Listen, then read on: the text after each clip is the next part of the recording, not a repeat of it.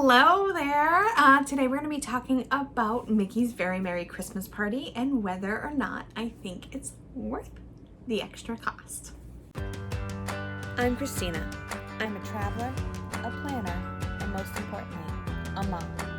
I'm sharing my best tips to make traveling as a family a little less stressful. So put down your phone, pack your bags, and let's showcase the world.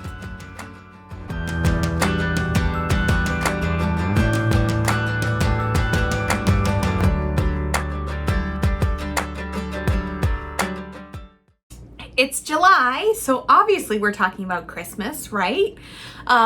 Traditionally, in normal non-pandemic times, people are planning their Disney trips 6 months in advance so that they can get the best dining reservations. So you'd be planning your December trip in July. So I've been planning this big Christmas in July for about since I went in December, actually.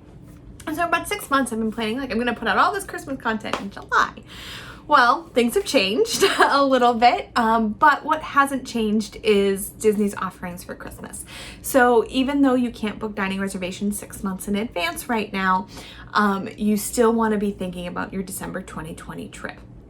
If you haven't booked your December 2020 trip, that doesn't mean it can't happen. Disney's not accepting 2020 reservations right now, but once they get an idea of what they currently have, they're going to start opening that up. You can book your 2021 vacations right now, though. So if you need help planning your Disney vacation for 2021, and believe me, you're going to need a little more help than usual because things are changing so rapidly as Disney phases their reopening due to COVID-19. So if you need help, I'm going to put a link below to my website, and hopefully you will either request a quote or schedule a call and we can start working on your 2021 vacation together. So the Christmas party is a hard ticketed event. Hard ticketed means that it is an extra ticket on top of your park ticket. It's not just something that happens in the park. It is an additional cost. So for 2019, that additional cost was $75 to $105 for an adult and $63 to $85 for a child. So if you're a family of 4, you're going to be paying close to $400 for this event. Is it worth it? That's what's important to know. So it's important to know what's involved before you can determine whether or not it's worth it. So my favorite part of the Mickey's Very Merry Christmas Party is easily the Once Upon a Christmas Time parade. It's not what you expect based on what you think the Disney Christmas parade is. It's not the parade you woke up and saw on Christmas morning. There's some elements of that, like the gingerbread man and Santa, and my favorite, the tin soldiers.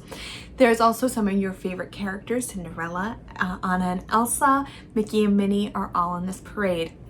And it's probably one of my favorite parades that Disney has done ever. I love the Once Upon a Christmas Time parade. It is adorable and it definitely puts you into the Christmas spirit. There's also a special fireworks show that features your favorite holiday music and projections on the castle. There's character meets. So some of the more popular ones are the rare characters like Jack Skellington and the Seven Dwarfs and Moana. Those are characters you won't see unless you buy tickets to this party. The other thing that you'll see are rare character groupings. So you can meet Aladdin and Jasmine during the day, but at the Christmas party, Aladdin meets with Genie and Jasmine meets with Abu. So you get to see some rare characters. In rare character pairings, you can also see the princes with their princesses, which you don't usually get to see. And then you get to see some of your favorite characters dressed up in their festive best. So Minnie and Mickey are in their holiday outfits, and Pooh and Tigger, they're all dressed up for the holiday. Then you also have cookie stops. If you've been to the Halloween party, it's very similar to a trick-or-treat stop where you get in line and you get a free cookie or beverage.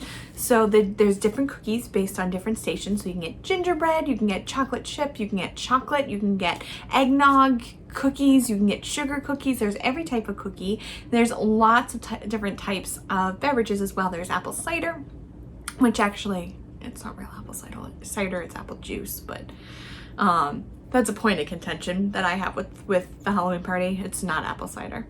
And you have hot chocolate, and you have eggnog and all of those your festive beverages and cookies. So that's really fun. There's also the pull of rides. The rides, there's so many people who are enjoying the cookie stops and the characters and all of the things that just happen at the party that you don't have to wait in line for the rides. There are a few rides that have an overlay for the Christmas party.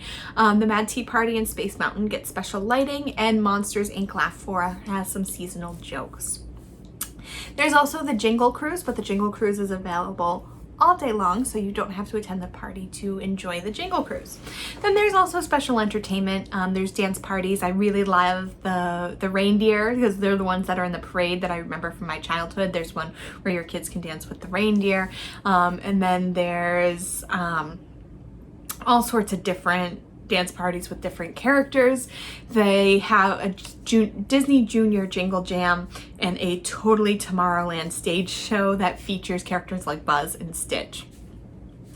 There's also Magic Shots, which are special exclusive photo pass with the overlays, those characters that appear that you can't get if you're not at the party, and exclusive merchandise as well.